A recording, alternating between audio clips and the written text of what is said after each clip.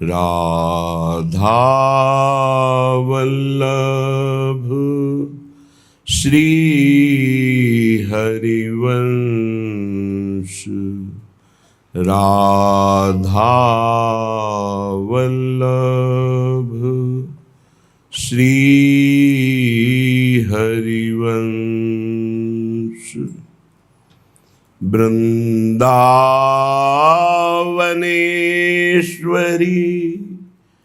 तवैव पदारविन्दम्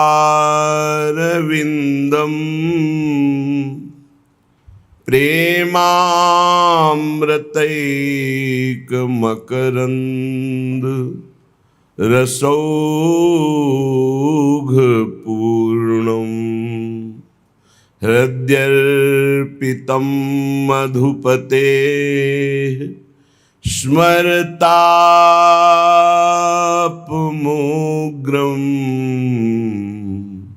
निर्वापयत् परमशीतलमाश्रयामि।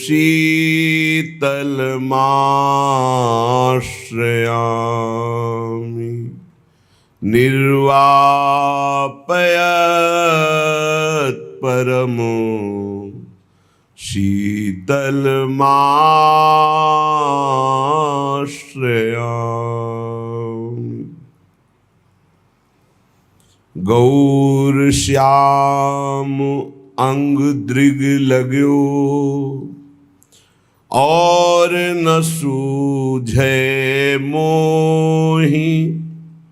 जारंग ऐनक नैन में तारंग सूझे सोही। हमारे नेत्रों में सिर्फ प्रियालाल की रूप माधुरी ही झलकती है, अन्य की कोई जगह ही नहीं रह गई। जैसे जिस रंग का हम चश्मा लगाते हैं वैसा ही रंग हमें पूरी सृष्टि में दिखता है। ऐसे श्री ललित किशोरी जी कह रहे हैं हमारे नेत्रों में श्री गौर श्याम विराजमान है। गौर श्याम अंग दृग लाग्यो और न सूझे मोही। मेरे नेत्र तो गौर श्याम के अंग में सदैव आसक्त होकर लगे हुए, मुझे और कुछ दिखाई ही नहीं दे रहा। कैसे? जारंग ऐनक नैन में तारंग सूझे सोही। जैसा चश्मा आँख में लगा होता है वैसा ही रंग दिखाई देता है। जब नेत्रों में प्रियालाल बस जाते हैं तो जिधर दृष्टि जाती है जड़ चैतन्य कछु नहीं दिखत, जहां दिखत तहां श्याम खड़े। जिधर दृष्टि जाती है अपना प्रीतम दिखाई देता है। आगे वो कह रहे हैं नैनन राधा बैनन राधा सैनन राधा कृतनिध राधा। कानन राधा तानन राधा भानन राधा हितवित राधा। दुख में राधा सुख में राधा मुख में राधा उर्चित में राधा। ललित किशोरी इत उत राधा। जित देखो मैं तित तित राधा।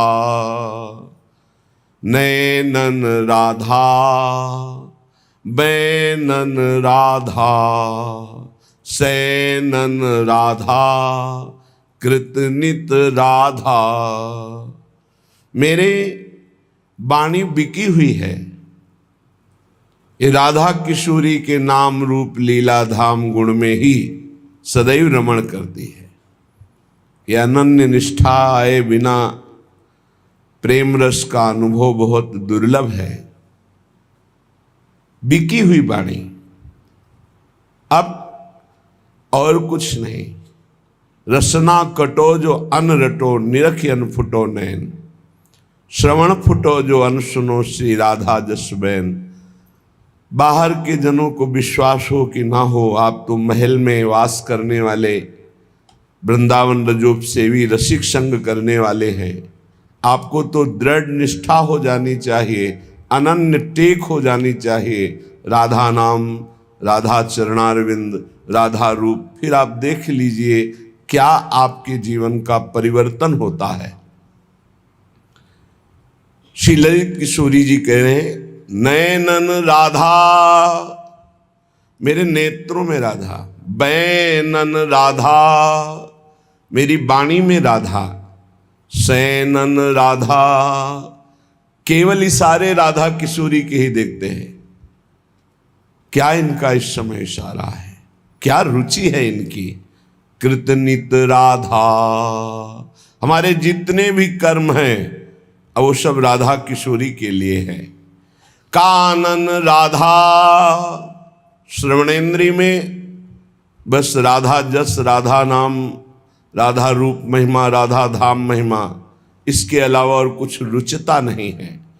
तानन राधा, जब हम गान आलापते हैं तो राधा नाम का, विविध ध्वनियों में विविध भावों से हम राधा नाम का दुलार करते हैं। तानन राधा, भानन राधा, हितविद राधा, हमें अनुभव है तो राधा का, भान हो रहा है तो राधा का, और हमारा सब विधान हित का राधा ही करती है।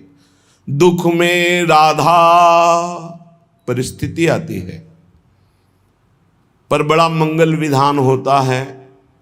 जब दुख की परिस्थिति आवे तो टूटना नहीं। कोई ऐसा अद्भुत मंगल विधान है आगे जो आप देख नहीं पा रहे हैं। चुपचाप राधा राधा राधा कहते हुए निकल चलो। ये दुख का मार्ग आता है, सबके जीवन में आता है, लेकिन सहनशील ही आगे बढ़ पाता है, नहीं तो अश्रद्धा कर देता है। अश्रद्धा करने से प्रभु में कोई फर्क नहीं पड़ता, आप में फर्क पड़ जाएगा। यदि श्रद्धा करके दुख भोगते हुए निकल जाओगे तो आगे की जो फसल है बहुत जोर की आनंद देने वाली है। दुख में राधा, सुख में राधा। अगर सुख है, तुम्हें लौकिक संपत्ति प्राप्त हो रही, तुम्हारी मनोकामनाएं पूर्ण हो रही, तो भूल मत जाना ये सब यहीं धरा रह जाएगा। तुम्हारा बैंक बैलेंस, तुम्हारी जमीन, तुम्हारा परिवार, तुम्हारा यश कीर्ति प्रतिष्ठा, ये तुम्हारे साथ जाने वाला नहीं। इसलिए सुख में फूल मत जाना, अहम मत कर लेना कि प्यारी जी के चरणों का विस्मरण हो जाए, ऐसा ना हो। दुख में राधा, सुख में राधा, मुख में राधा, उर्चित में राधा। हमारे हृदय में, हमारे चित्त में और हमारे मुख में राधा ही राधा। ये अनन्यता बहुत बड़ी सिद्धि है। ललित किशोरी उत राधा, जित देखूं मैं तित तित राधा। ललित किशोरी जी कह रहे, मैं जिधर देखती हूँ मेरी स्वामिनी दिखाई देती है, जिधर दृष्टि जाती है मंद मंद मुस्कुराती हुई अनंत बिजलियों की सी कांति गोरे चरणारविंद में रचा हुआ महावर अपने प्रीतम को गलबहियां दे हुए गैंदनी की भांत मलकती हुई हमारी प्यारी जो आ रही।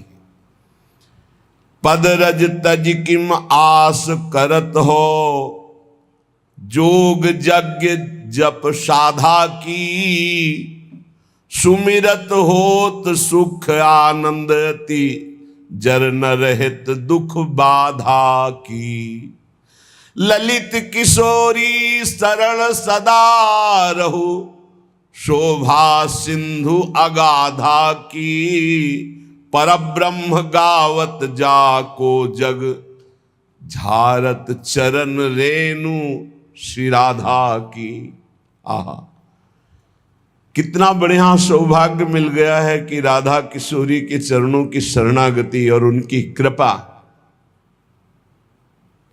उनकी चरण रेणु में रहने का सौभाग्य, उनके चरण आश्रित हैं। गर्व से हम कह सकते हैं हम श्री श्यामा जी के बल अभिमानी। अब हमको जोग से, यज्ञ से, विविध प्रकार के अनुष्ठानों से कुछ प्राप्त नहीं करना। मुख में राधा और चित्त में राधा, राधा राधा राधा, इसी से सब हो जाएगा। हे अज्ञानी जीव, जिनका धर्म में प्रवेश नहीं है तो वैदिक सिद्धांतों की बात क्या, जहां वेद भी नेति नेति कहते हैं, उस प्रेम की बात क्या जानेंगे, और प्रेम समुद्र का सार श्री राधा किशोरी को क्या जानेंगे। जब तक श्री जी की निज परिकर का संग नहीं, तब तक ये रंग नहीं समझ में आएगा। सुमिरत होत सुख आनंद अति, जर न रहत दुख बाधा की। जो सदैव राधा राधा राधा ऐसा सुमिरन करते हैं, एक दिन अद्भुत आनंद और दुख की जड़ ही खत्म हो जाती है। आवागमन जिस अविद्या के कारण, जिस अहंकार के कारण होता है, स्वामिनी जी की कृपा से वो नष्ट हो जाता है। ललित किशोरी शरण सदा रहो, शोभा सिंधु अगाधा की। परब्रह्म गावत जाको जग, झारत चरण रेणु राधा की।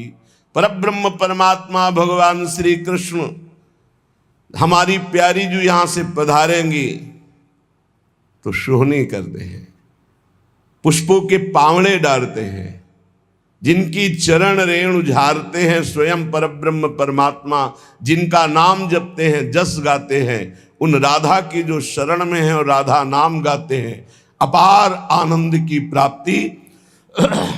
दुख का जड़, दुख की जड़ क्या है? अविद्या, देहाभिमान, अज्ञान, इसी का नाश हो जाता है।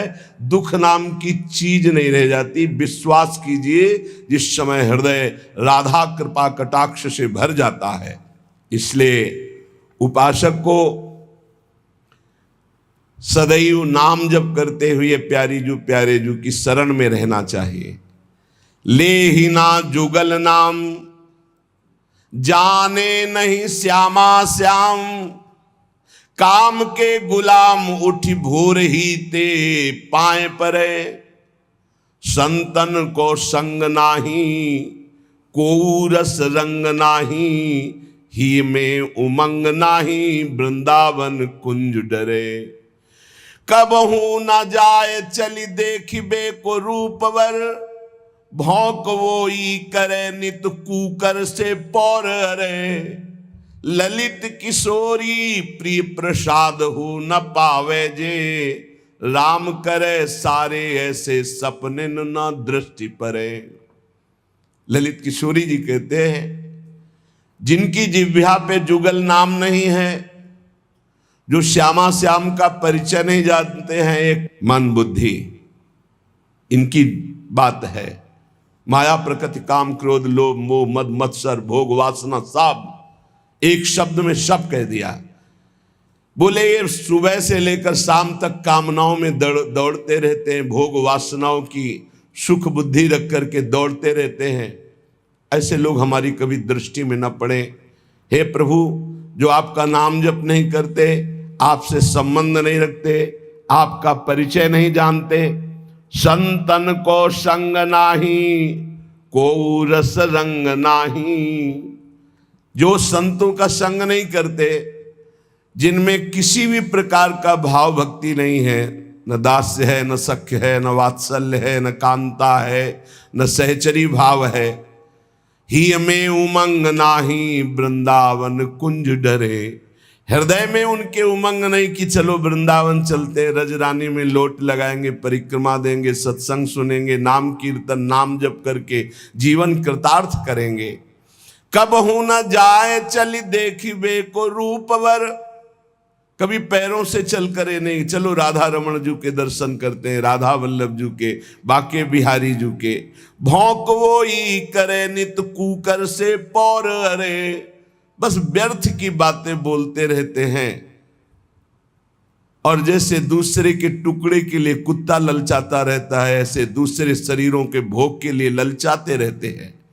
ललित किशोरी प्रिय प्रसाद हो न पावे, जो अपने प्रिया प्रीतम का प्रसाद कभी नहीं पाया, कभी कृपा कटाक्ष नहीं पाया, सुमिरन में नहीं लगे, संतों का संग नहीं किया, तो राम करे सारे ऐसे सपने न दृष्टि परे।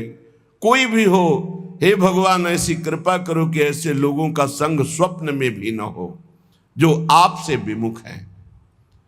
भगवत सन्मुखता और भगवत प्रेम प्राप्ति के लिए ये महापुरुषों ने 7 सूत्र बताए हैं।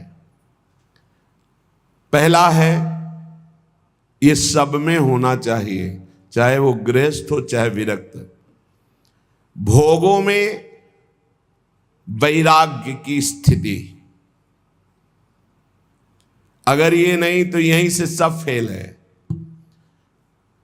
ज्ञान वही सार्थक होता है जो शास्त्र से सुना गया, पढ़ा गया, संतों से सुना गया, उस ज्ञान का प्रयोग किया जाए। जब हम श्रद्धा पूर्वक श्रवण करते हैं, शास्त्र पठन करते हैं, सत्संग सुनते हैं, तो हमें ज्ञान होता है। तो श्रद्धावान लभते ज्ञानम तत्परा संयतेन्द्रिया। उस ज्ञान जानकारी का फल हुआ कि हम अपनी इंद्रियों को संयमन करें, इंद्रियों को जो भोगों की तरफ जा रहे हैं उनसे हटाएं, भोगों से वैराग्य धारण करें।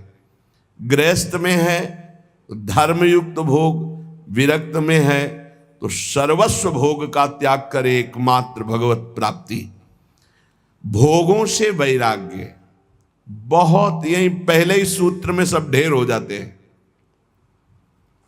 भक्ति, ज्ञान, अष्टांग योग, कर्म योग, जितने भी योग हैं ये सब वैराग्य की नींव पर टिके हुए हैं। अगर वैराग्य नहीं है, परम पूज्य श्री सद्गुरुदेव भगवान के साथ गिरिराज जी की परिक्रमा लगा रहे थे, जब पूज्य पंडित गया प्रसाद जी की समाधि आई, बोले आओ चलो बैठते हैं। हाँ बैठे। बोले जानते हो इनके हृदय में इस कोटि की स्थिति कैसे आई? जो 43-45 वर्ष की अवस्था में वैराग्य धारण कर रहे हैं और इस कोटि के महात्मा की सचल गिरिराज जी कहे गए, ऐसा जानते हो क्यों हुआ? कम समय में बहुत ऊंचाई प्राप्त की। बोले वैराग्य। गुरुदेव भगवान कहते वैराग्य। इस शब्द से तो अब तो किसी का परिचय ही नहीं लग रहा है, कोई बिरला वैराग्य शब्द से परिचय, नहीं तो वैराग्य का भी दिखावा दंभ हो रहा है। शुद्ध वैराग्य, भगवत प्राप्ति के मार्ग के उपासक को शुद्ध वैराग्य। वैराग्य किसी भी वस्तु, व्यक्ति, स्थान में जो भोग्य वस्तु है, हमारे अंदर भोग वृत्ति ही ना रह जाए उसे वैराग्य कहते हैं। भोगने की इच्छा ही ना रह जाए उसे वैराग्य। और ये होता है निज सुख बिन मन होई की थीरा। जब निज सुख का अनुभव होने लगता है तो वैराग्य बड़ा दृढ़ होने लगता है। रसबल छूटे जो विषय तबही तो सुख होए।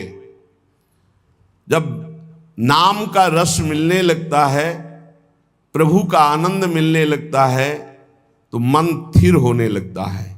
भोगों से राग रहित वृत्ति हो जाती है, घृणा लगने लगती है उन भोगों से।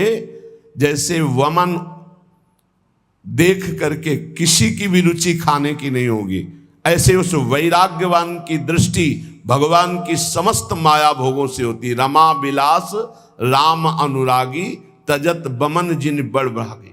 जो बड़भागी जन है वो बमन के समान भगवान की इस माया के विलास का त्याग कर देते। रमा विलास राम अनुरागी तजत बमन जिम जन बड़भागी। वो जन, भगवत जन, बड़भागी जन हरि की माया के भोगों को ऐसे त्याग देते हैं जैसे वमन।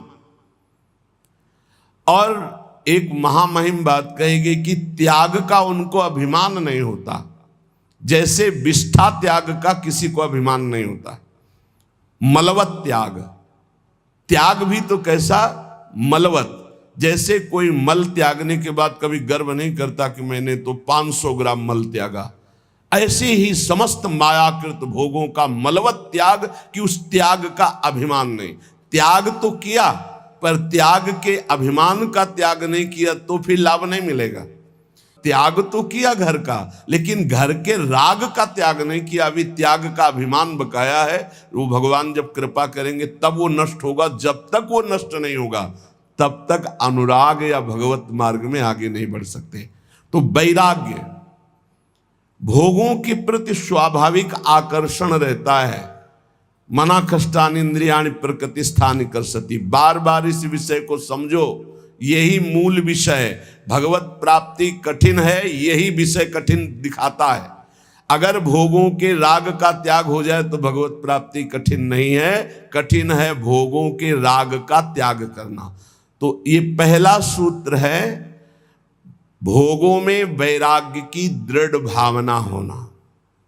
जो भोग भगवत विमुख करने वाला है उससे दृढ़ वैराग्य। इतना प्रार्थना समझ लीजिए कि शास्त्र विरुद्ध आचरण करने वाला बहुत पछताएगा, बहुत जलेगा, बहुत दलदल में फंस जाएगा। कभी शास्त्र की आज्ञा का उल्लंघन मत करो, कभी गुरुजन संत जनों की आज्ञा को हल्के में मत लो। अगर जिन्होंने हल्के में लिया वो फंस गए और परम पद से दूर हो गए। माना कि तुम 4 धनियों को रिझा करके करोड़पति कहला सकते हो, माना कि तुम्हारे पास बहुत वैभव हो सकता है, लेकिन प्रियालाल की प्राप्ति नहीं कर सकते। जो शास्त्र और संत और गुरुजनों के वचनों की अवहेलना करते, हल्के में लेते हैं, वो इस माया से पार नहीं। हल्के अरे तो बोलते रहते हैं, और अपने मन की लगा के करते हो, जरूर फेल हो जाते हैं एक दिन। देख लेना, समय आने पर देख लेना, हमारे शब्दों को देख लेना कि आप ऐसे दलदल में फंसेंगे, आप ऐसी अशांति में फंसेंगे, आप ऐसे मोह राग में फंस जाएंगे जिससे प्रियालाल छूट जाएंगे, जिनके लिए आप चले। इसीलिए जानबूझकर सर्वस्व का त्याग किया जाता है प्रभु के लिए। अपने संपूर्ण ममत्व को, अपने संपूर्ण अहम को जब प्रभु के चरणों में समर्पित कर देते तब दृढ़ भक्ति होती है। इसलिए भोगों में दृढ़ वैराग्य की भावना, ये नींव है परमार्थ की। और यही पहली सीढ़ी से लाखों फिसल जाते हैं, फिर बैलेंस बना के चलते हैं। किसी भी तरह जीना है बस, अब वो उद्देश्य नहीं रहा भगवत प्राप्ति, भगवत प्रेम, वो उत्साह नहीं रहा निरंतर भगवत भजन का। दूसरा बहुत सुंदर ये 7 सूत्र हैं। कुविचार, कुकर्म और कुसंग, इनका त्याग हो जाना चाहिए। कस्तरति कस्तरति मायाम यह संगास त्यजति। बोले कौन तरता है, कौन तरता है माया से? बोले यह संगास त्यजति, जो संग का त्याग कर देता है। संग बहुत जहर है, बहुत जहर है। अगर आप समझ पाओ तो, हमारी बात को पकड़ लोगे तो कभी दुखी नहीं रहोगे, सदैव सुखी रहोगे। भगवत भाव से संग करो। अन्य कोई भी भाव अगर संग में आ गया तो रोना पड़ेगा, दुखी होना पड़ेगा, पछताना पड़ेगा, हाथ मींजना पड़ेगा। विश्वास कीजिए, तुम भगवान के हो इसलिए तुम्हें फंसा तो कोई सकता नहीं, पर तुम्हें रोना पड़ेगा, तुम्हें तड़पना पड़ेगा, तुम्हें पछताना पड़ेगा। संगास त्यजति यो महानुभाव सेवते, जो भगवत विमुख का संग त्याग कर देता है, भगवत सन्मुख कराने वाले महापुरुषों का सेवन करता है। माया से मुक्त होने के लिए 2 बातें बहुत अनिवार्य है। यो महानुभाव सेवते, महापुरुषों का संग करता रहे, और यह संगास त्यजति, अन्य सब संगों का त्याग करता रहे। कुविचार, कुविचार कब हमारे अंदर आते हैं, अधिकार कब करते हैं? एक तो पूर्व कर्मों के अनुसार कुविचार होते हैं। जैसे बचपन से कुछ आदतें ऐसी गंदी होती हैं जिनको हमने कहीं सीखा नहीं, पढ़ा नहीं, दिखाया नहीं गया, सुनाया नहीं गया, पर वो अंदर से है और वो भजन के द्वारा मिटती है, नहीं तो पूरे जीवन और अन्य जन्मों में भी बनी रहती है, क्योंकि पूर्व गलत किए हुए कर्म का संस्कार जीव के अंदर रहता है। दूसरा, इस जन्म का कुविचार होता है। पूर्व जन्म का कुविचार जब तक हम उसका क्रियात्मक रूप नहीं लेंगे तब तक उसमें दम नहीं है। पूर्व जन्म के द्वारा कुविचार ये होता है कि पूर्व जन्म के किए हुए कर्म का कुविचार जो होता है, हम इस समय बिल्कुल सही ढंग से चल रहे हैं, लेकिन हमारे अंदर वो आकर्षण हो रहा है, वो खान पान का, वो भोग का, वो नाना प्रकार की दुर्विचारों का, क्योंकि वो संस्कार हैं, उन्हीं को भजन के द्वारा नष्ट करते। दुर्वासना मम सदा परिकर्षयन्ति। और एक होता है इस जन्म का, ये बहुत खतरनाक होता है। पूर्व जन्म का तो मंद होता है, वो विचार आया और चला गया, अगर उसको पकड़कर क्रिया में उतार दिया तब तो संस्कार बहुत दृढ़ हो गया, अगर क्रिया नहीं उतारी तो वो आया कुविचार नष्ट हो जाएगा। अब जो इस जन्म का कुविचार, उससे बचने की बहुत जरूरत है। इस जन्म का कुविचार होता है, गंदा दृश्य देखा, जैसे अजामिल ने कुविचार उदय हुआ और वैश्यागामी बन गया। गंदा दृश्य देखा, जैसे शौभरी ऋषि ने कुविचार उदय हुआ, 50 राजकुमारियों से ब्याह किया। सुनना, देखना और बोलना, इन तीन का विचार पर बहुत प्रभाव पड़ता है। हम गंदी दृश्य देख रहे हैं, गंदे संग करके गंदी बातें सुन रहे हैं, गंदी बातें बोल रहे हैं, तो हमारे विचार गंदे ही होंगे पक्का, क्योंकि जो हम देखते हैं, सुनते हैं, बोलते हैं, वही हमारा मनन होता है, वही हमारा विचार बनता है। इस जन्म में कुविचार को रोक दो।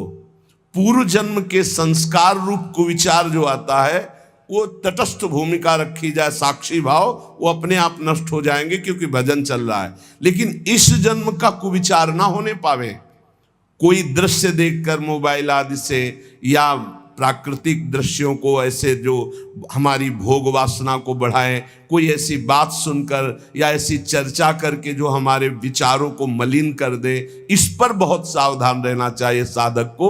तो दूसरा है कुविचार का त्याग और कुकर्म का त्याग। कर्म, सुकर्म और कुकर्म होते हैं। जैसे मति वैसे ही कर्म होते हैं। जहां सुमति होती है वहां सुकर्म होते हैं, और जहां कुमति होती है वहां कुविचार और कुकर्म होते हैं। कुमति किसे कहते हैं? जो शास्त्र संत भगवद विमुख मति है, वो कुमति है। और जहां कुमति तहां विपत्ति निदाना। जहां कुमति है वहां विपत्ति ही विपत्ति, पापाचरण का फल, दुख, विपत्ति, संकट, चिंता, शोक, भय। और जहां सुमति तहां संपत्ति नाना। जहां सुमति होती है वहां सत्कर्म बनते हैं, और जहां शुभ कर्म सत्कर्म बनते हैं वहां सुख, शांति, बहुत विश्राम स्थिति, आनंदमय रहती है। तो कुकर्म ना होने पावे। शास्त्र विरुद्ध, गुरु आज्ञा के विरुद्ध, संत जनों की आज्ञा के विरुद्ध जो कर्म होते हैं उन्हें कुकर्म कहते हैं। बहुत तरह के होते हैं। जिनको शास्त्र मना करते हैं वो आचरण कुकर्म होगा, भले आप उसको बहुत सजा कर करें। और इसी में कुविचार, कुकर्म और कुसंग। कुसंग दो प्रकार का होता है, एक वृत्ति का होता है, एक व्यक्ति का होता है। व्यक्ति का कुसंग उतना हानिकारक नहीं हो सकता जितना वृत्ति का कुसंग होता है। व्यक्ति तो कुछ देर मिला, अपना रंग डाला, चला गया, लेकिन वृत्ति हमारी अच्छी है तो वो रंग चढ़ेगा नहीं। जो रहीम उत्तम प्रकृति का कर सकत कुसंग, चंदन विष व्यापत नहीं लपटे रहत भुजंग। लेकिन जो वृत्ति का कुसंग है, अंदर जो हमारे गलत बात चल रही, गलत कामना चल रही, भोग भोगने की इच्छा का विचार चल रहा है, वो बहुत खतरनाक है। उपासक को अंदर की वृत्ति और बाहर के व्यक्ति, कुसंग हो रहा है बाहर से, इसकी पहचान हम कैसे जाने कि कुसंग हो रहा है? जिस वस्तु व्यक्ति स्थान के संसर्ग में आने से प्रभु का विस्मरण हो जाए और इंद्रिया मन चलायमान होकर गलत आचरणों में उतर जाए, उसे कुसंग कहते हैं। जिस वस्तु व्यक्ति स्थान के संसर्ग में आने से भगवत स्मृति जागृत हो जाए, भगवान के लिए हमारा हृदय व्याकुल हो जाए, उससे सत्संग कहते हैं। कुमार्गगामी वृत्तियों का त्याग करके भगवत मार्ग में चलने का नवीन उत्साह जागृत हो जाए, उसे सत्संग कहते हैं। और भगवान से विमुख होकर के भोग वासनाओं में हमारी वृत्तियां उतर जाएं, भगवान का विस्मरण हो जाए, उसे कुसंग कहते हैं। तो पहला है विषयों में दृढ़ वैराग्य की भावना, भोगों में दृढ़ वैराग्य। दूसरा है कुविचार, कुकर्म और कुसंग का त्याग संपूर्णतया। तीसरा, विषय चिंतन के लिए समय ही ना दिया जाए, निरंतर भगवत चिंतन किया जाए। ऐसे भजन का तार जोड़ दो कि खाली समय ही ना रहे कि कोई विषय चिंतन घुस जाए। ये वायरस है, वायरस पूरा डेटा उड़ा देगा तुम्हारे चिंतन का, तुम्हारी भक्ति का पूरा डेटा उड़ा देगा। ऐसा वायरस है कुचिंतन। बाहर से आरती कर रहे हैं, अंदर से विषय भोग की चिंता चल रही है। बाहर से फूल अर्पित कर रहे हैं, अंदर से विषय चिंतन चल रहा है। ये है पूरा डेटा उड़ा दिया। बाहर से क्रिया भागवती हो रही, अंदर से चिंतन बिल्कुल बर्बाद। जिनका चिंतन भागवतिक चलता है, मुख प्रसन्न तन तेज विराजा, उनका मुख में प्रसन्नता होगी, उस शरीर में तेज होगा। क्योंकि भगवान नाम जपने से पाप नष्ट होते हैं, पाप नष्ट होते ही स्वाभाविक तेज प्रकाशित होने लगता है। विषय चिंतन का समय ही ना दिया जाए। हर समय नाम जप, लीला कथा गायन श्रवण, अपने पास इतने अभ्यास के साधन हैं, एक क्षण भी खाली नहीं। पक्का समझ लीजिए, जब मंत्र में मन न लगे, नाम जप शुरू कर दो, राधा वल्लभ श्री हरिवंश, राधा वल्लभ श्री हरिवंश। इसमें भी मन न लगे, राधा राधा राधा। अब इसमें भी मन नहीं लगा, तुरंत चतुरासी जी में आ जाओ, कोई पद गुनगुनाने लगो। हमको अभ्यास ऐसा करना है कि विषय चिंतन का समय ही नहीं देना। विषय चिंतन इतना प्रभावशाली है कि जहां वो चलने लगेगा तो भजन रोक देगा, और अगर भजन चलता रहा तो विषय चिंतन के लिए जगह नहीं है। विषय चिंतन हुआ, खतरा मोल ले लिया। कहा हनुमंत विपत्ति प्रभु सोई। कौन सी विपत्ति? हनुमान जी के मत में दुख विपत्ति क्या है? ये नहीं कि कोई अव्यवस्था हो गई, हमारी मानी हुई सुख संपत्ति खो गई तो ये विपत्ति है, नहीं। हनुमान जी के मत में नहीं। हनुमान जी के मत में विपत्ति क्या है? कह हनुमंत विपत्ति प्रभु सोई, जब तब सुमिरन भजन न होई। सबसे बड़ी विपत्ति वही है जब भगवान का सुमिरन न होकर विषय चिंतन हो रहा हो। सर्वनाश, जैसे तेरा सर्वनाश हो। सर्वनाश का मतलब होता है बुद्धि का नाश। बुद्धि नाश ही सर्वनाश है।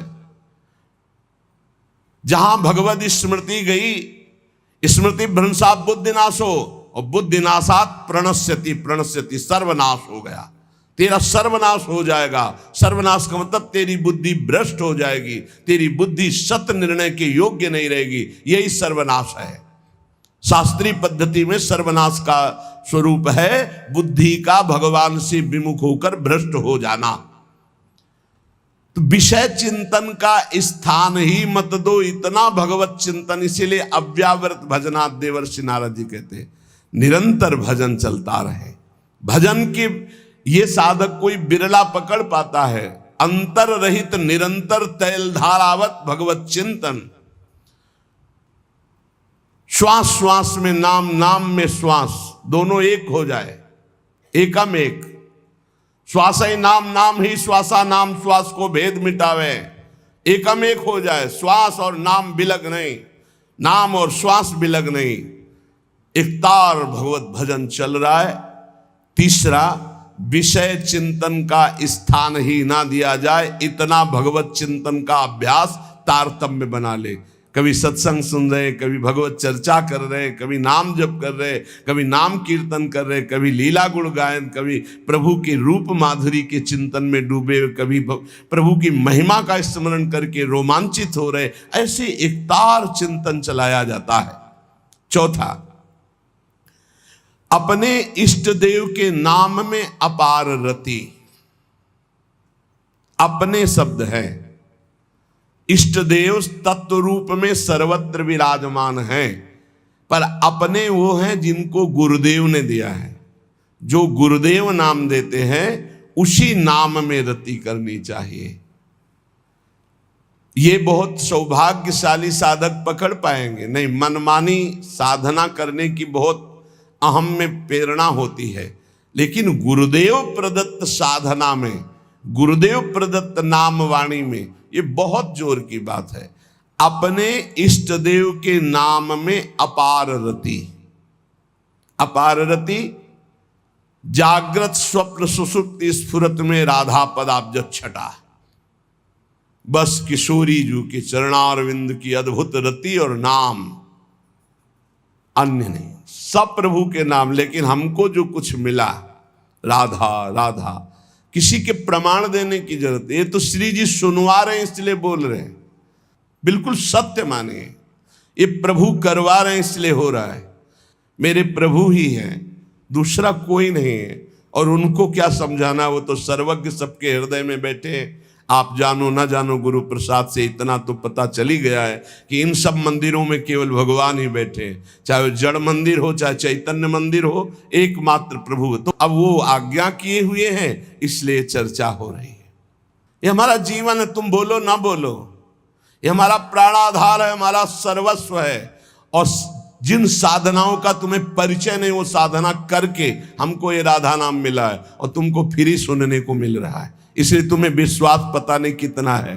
हमारा तो जीवन है, प्राण है, ना नर्क स्वर्ग अपवर्ग की कोई त्रास या चाह है।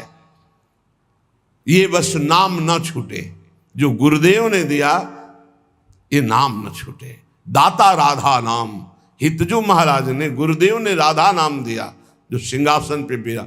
सर्वस्व सब कुछ, अब नहीं, अब नहीं। वेदान्न पे संन्यस्ते, अब न लोक का भय, न वेद का भय, न शास्त्र का। अब तो एकमात्र केवल राधा राधा राधा। पकड़ लो पकड़ लो, नहीं हवा ही है, जा रही है। क्या दे सकते हो? आपके पास है क्या? आप में चैतन्य शक्ति मेरे प्रभु की है, आपका शरीर रचा मेरे प्रभु का है, आपके पास जो भोग सामग्री वो प्रभु की द्वारा दी हुई। तो हम तुमसे मांगे या प्रभु से? हमारे तो सिर्फ आप हो। दे सकते हो तो दुख दे दो, सुख आप मत देना। हाँ, बस इतनी जरूर बात है कि जो आपके द्वारा दी हुई निष्ठा है, जो आपके द्वारा दिया हुआ चिंतन है, इस पर बाधा न पड़े, ये आप कृपा करते रहो। और दुख दो और दो, जितना दे सकते हो और देते रहो। क्योंकि हर दुख में आपकी शरणागति पुष्ट होती है, हर दुख में आपका चिंतन विशाल होता है, हर दुख में आपका सानिध्य अनुभव होता है। इसलिए हमें प्रभु की दो शक्तियां हैं, एक भक्ति और एक माया। आ जा इधर तो आनंद सिंधु में हिलोरे ले, और इधर जा तो माया के समुद्र में डूब, जहां काम क्रोध लोभ मोह मद मत्सर है। बुद्धि का खेल नहीं। अगर श्रद्धा रखते हो, भाव रखते हो, तो विश्वास करके मान लो, और ये जन्म निहाल ना हो जाए तो वृंदावन की भूमि से कहता हूं, देख लेना। परम पावन वृंदावन का कण कण राधा नाम की प्रीता प्रदान करता है। तुम क्या जानोगे राधा नाम को? इसीलिए जिनको ये श्रद्धा और विश्वास है, और जिन्होंने वर्ण किया है श्री राधा किशोरी के चरणारविंद को कि हमारे गुरु के चरणारविंद हैं, तो अपने आराध्य देव के नाम में अपार रति। बस राधा राधा राधा। वेद भगवान की श्वासों से प्रकट हुए, किसी की लिखा पढ़ी नहीं है। वही भगवान अपनी जिह्वा से राधा राधा रटते हैं। तुम्हें देखना है तो वृंदावन की रज का सेवन करो, यमुना रस रानी का अवगाहन करो, यहाँ की लताओं का आलिंगन करो, यहाँ के रसिकों का संग करो, तुम देख लोगे श्री कृष्ण कैसे अशुभ प्रवाह करते हुए राधा राधा रटते हैं। वो राधा नाम हम यश गान करते हैं। और जिन जिन को विश्वास हो गया है तो देख लो, आप जो दुख आवे उसको सहज में भोगते हुए आगे बढ़ो। इस राधा नाम का फल जब आएगा तो बताने लायक नहीं रहोगे, लेकिन जहां होगे वहां परम शांत, परम आनंद और दुख का लेस नहीं होगा, विश्वास कर लीजिए। पांचवा, अपने इष्ट के गुणगान में, अपने इष्ट की महिमा में, अपने इष्ट के पावन चरित्रों में दृढ़ आसक्ति हो जानी चाहिए। जहां हमें प्रिया प्रीतम की बात सुनने को मिले, जहां हमें इष्ट के सिद्धांत, इष्ट के सेवा पद्धति, वही हमारे कान लगने चाहिए। ऐसा सत्संगी इस रस का रसास्वादन नहीं कर सकता कि जहां मन आया वहां सुन रहे हैं, जो मन आया सुन रहे हैं। हमें जब दिल्ली जाना नहीं तो हमें किलोमीटर गिन के क्या करना है, हमें बिहारी जो जाना है, हमें राधा वल्लभ जो जाना है, हमें अपने मार्ग को देखना है। इष्ट मिले और मन मिले, मिले भजन रस रीति, तहा निसंक है मिलिए तासो की जय प्रीति। हमें जाना है दास दासो हम के मार्ग में, और सुने हम अहम ब्रह्मास्मि की पूरी चर्चा तो हमारे किस काम में आएगी? वो मार्ग ही हमारा नहीं है। अपने मार्ग को पहले समझे। हमें जाना प्रिया प्रीतम के पास, और वो है इधर, और हम भागना इधर, खूब दौड़ना शुरू कर दे तो कभी जिंदगी में नहीं पहुंच पाएंगे। अपने मार्ग में चले, अपने आराध्य देव के गुण चरित्र लीला श्रवण करने का आसक्ति का भाव रखे। प्रियालाल की जहां जहां पिय की बात सुने खोजत तिन गयनन, इधर इस रास्ते में चलने पे प्रियालाल का यश सुनने को मिलेगा। उसी रास्ते में भागता हुआ जा रहा है, प्रियालाल की चर्चा सुनने को मिलेगी। छठवां, सत्संग और स्वाध्याय। सत्संग उसी संत का, आप जिसकी आराधना करते हैं उसकी आराधना में परिपक्व स्थिति उसकी हो, सत्संग तभी लाभ देगा। जहां अर्थ की प्रधानता करके भगवत चर्चा की जाती है, मान प्रतिष्ठा की प्रधानता करके भगवत चर्चा की जाती है, उस भगवत चर्चा का प्रभाव नहीं पड़ता है, बिल्कुल नहीं पड़ता है। वो ऐसा प्रभाव पड़ सकता है कि आप भी सुन करके वही बात सुना दे, नहीं। जब वक्ता का उद्देश्य श्री कृष्ण और श्रोता का उद्देश्य श्री कृष्ण आराधना के लिए ही भले सकामता हो, पर श्री कृष्ण आराधना के लिए, परिवार श्री कृष्ण है, हमारा कर्तव्य श्री कृष्ण के लिए है, तो हे श्री कृष्ण साईं इतना दीजिए जामे कुटुंब समाए, मैं भी भूखा ना रहूं और साधु न भूखा जाए। चलो ऐसी कामना करके तो वो श्रोता और वक्ता दोनों परम पद के अधिकारी होते हैं। भगवान की चर्चा अर्थ प्रधानता का भाव लेकर या मान प्रतिष्ठा का भाव लेकर फिर वो रंग नहीं लाएगी। सूत जी सुना रहे हैं, 88,000 ऋषि सुन रहे हैं। क्या सूत जी का भेंट क्या है? इतने बड़े बड़े महात्मा पुलकित हो रहे भगवत चर्चा सुन के, ये देख के सूत जी महाराज पुलकित हो रहे। श्री सुखदेव जी भगवान की चर्चा कर रहे हैं, परीक्षित का परम कल्याण, और न जाने कितने ब्रह्म ऋषि बैठ करके सुन रहे हैं। गोकर्ण जी चर्चा कर रहे हैं, धुंधकारी का परम कल्याण, न जाने कितने महाभागवत बैठकर भगवत चर्चा कर रहे हैं। सत्संग जो केवल प्रभु के लिए किया जाए उसे कहते हैं। सत्संग का उद्देश्य स्वांता सुखाय तुलसी रघुनाथ गाथा, भगवान के पावन जस, भगवान के सिद्धांतों का वर्णन केवल भगवत प्राप्ति के लिए। सत्संग उसी में स्वाध्याय, उसी ग्रंथ का नित्य स्वाध्याय करे जो इष्ट की प्रीति बढ़ाता है। आज योग दिवस मनाया जाता है। योग, हर वृत्ति अपने इष्ट से जुड़ जाए उसे योग कहते हैं। परमात्मा में चित्त वृत्ति का पूर्ण रूप से समाहित हो जाना, स्थिर हो जाना, इसे योग कहते हैं। अगर शारीरिक क्रिया केवल योग की जाए तो शरीर स्वस्थ रहेगा, लेकिन मन अस्वस्थ रहेगा, क्योंकि मन विषयों का चिंतन करने वाला है और विषय दुख योनया है, तो विषयों का चिंतन करने वाला मन अशांत रहेगा। इसलिए विषय चिंतन त्याग करके बार बार मन को अपने इष्ट में लगाएं, प्रभु में लगाएं, तो सच्चा योग हो जाएगा। तेषाम सतत युक्तानाम भजताम प्रीतिपूर्वकम ददामि बुद्धि योगम तम येन माम उपयांति ते। तो हम अपने अनुकूल जो इष्ट की भावना को बढ़ाता चला जाए, ये हमारे अनुकूल है। हमारे अनुकूलता किसको लेकर के है? श्री कृष्ण अनुकूल लेन, श्री प्रियानुकूल लेन, आराध्य देव के अनुकूल। तो हम ऐसे ही ग्रंथों को पढ़ें, ऐसे ही सिद्धांतों को समझें, जिससे हमारे इष्ट की प्रियता बढ़े। सत्संग और स्वाध्याय बहुत संभल कर करें। सत्संग ऐसे संत का जिसके श्रवण मात्र से भोगों से वैराग्य और भगवत अनुराग बढ़े। अपनी असत वासनाओं का त्याग करके सत मार्ग में हमारा मन दौड़ने लगे, उसे सत्संग प्राप्त हुआ है। स्वाध्याय अपने इष्ट की प्रीति प्रदान करने वाले शास्त्र से। और सातवां, पूर्ण इष्ट का भरोसा और कृपा पर दृढ़ विश्वास करके निश्चिंत हो जाना। हमारी हो गई, भगवत प्राप्ति हो गई। ये बात आ गई, भगवत प्राप्ति हो, विश्वास कर लो। ये विश्वास तभी होगा। बहुत चिंतन हुआ हजारों बार। कल एक बोर्ड लिख के खड़े थे कि दरिया भी तेरी, लहर भी तेरी, नौका भी तेरी, खेने वाला भी तेरा, तो अब डूबने का भय कैसा?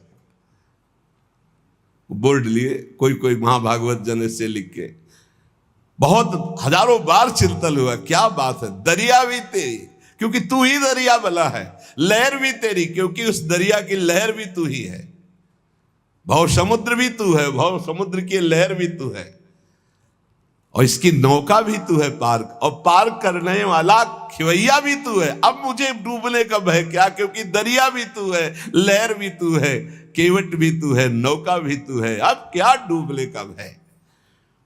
दृढ़ विश्वास, हमारा काम हो गया, भगवान की शरण मिल गई। ये बहुत बड़ी बात है। बड़ी बड़ी समस्याओं को ऐसे चट से हटते देखा है दृढ़ विश्वास में। पक्का, बिन विश्वास भगत नहीं ते बिन द्रवहीन राम, राम कृपा बिन सपन्यु जीवन लह विश्राम। दृढ़ विश्वास अपने आराध्य देव पर, बहुत बड़ी ये, इसीलिए सातवां सूत्र आखिरी, दृढ़ विश्वास अपने इष्ट देव का। हम पर अपार कृपा है, हमारे प्रभु निश्चित कृपा करके भगवत प्राप्ति करें, निश्चित। अब हमें कोई डर नहीं, अपने प्रियाजू के भरोसे पे हो जाना, ये दृढ़ बात है। भोगों से वैराग्य की दृढ़ भावना। दूसरा, कुविचार, कुकर्म, कुसंग का त्याग। तीसरा, विषय चिंतन की गुंजाइश ही ना रह जाए, ऐसे भगवत चिंतन का एक तार नाम जप, मंत्र जप, रूप लीला आदि का चिंतन। चौथा, अपने इष्ट देव का ही नाम जप। पांचवा, अपने इष्ट देव का ही गुणगान, लीला चरित्र आदि में निरंतर श्रवण कथन आदि। छठवां, सत्संग और स्वाध्याय, इष्ट प्रीति बढ़ाने वाला। सातवां, भगवत कृपा में दृढ़ विश्वास, दृढ़ भरोसा अपने इष्ट का, इसी जन्म में निश्चित भगवत प्राप्ति हो जाएगी, ये इष्ट के भरोसे से। हमें चिंतन उसका नहीं करना पड़ता जो सबसे ज्यादा प्यारा होता है, उसका कभी चिंतन नहीं करना पड़ता, स्वाभाविक चिंतन होता है। जैसे शरीर, शरीर का कौन बैठकर ध्यान करता है, कौन नाम जप करता है, कौन चेष्टा करता है शरीर, और कब भूलता है? कभी नहीं भूलता। पूज्य श्री भाई जी हनुमान प्रसाद पोद्दार जी महाराज के वचन, जो सबसे बढ़कर प्रिय होता है उसकी स्मृति करनी नहीं पड़ती, स्वाभाविक होती। जैसे शरीर की, शरीर की इतनी प्रियता बढ़ गई है कि इसको हम कभी नहीं भूलते। मैं में इसको हमने समाहित कर लिया। मैं शरीर हूं, ये जपते नहीं हैं, स्मृति में हर समय बना रहता है। सब लोग बैठे हो देख लो, ज्ञान की बातें करने की बात अलग की कि मैं शरीर नहीं, में पांच भौतिक ढांचा है, लेकिन अंदर से देखो, अंदर से पूरा शरीर राग बैठा हुआ, मैं ही आरोपित हो गया शरीर में, अंतःकरण में मैं ही आरोपित हो गया। लेकिन प्यारे तुम भूल कर रहे हो, जो शरीर का भी आधार है वो प्राण, और जो प्राणों का आधार है वो आत्मा, और जो सबकी आत्मा है वही परमात्मा है, वही ईश्वर है। लेकिन उसकी तो स्मृति नहीं हो रही। शरीर का आधार प्राण, प्राणों को भी जो प्रकाशित कर रहा है वो कौन? आत्म तत्व। और जो सबकी आत्मा है वो कौन? बोले श्री कृष्ण, श्री हरि, प्रभु। तो क्या प्रभु की ऐसी स्मृति चलती जैसी शरीर की स्मृति?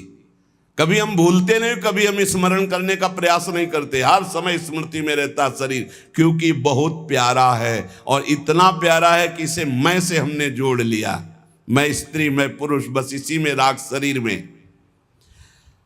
और जिससे हमारा स्मृति का तार जुड़ता है उससे अलग होना बड़ा भयभीत कर देने वाला विषय होता है, बड़ा भयभीत।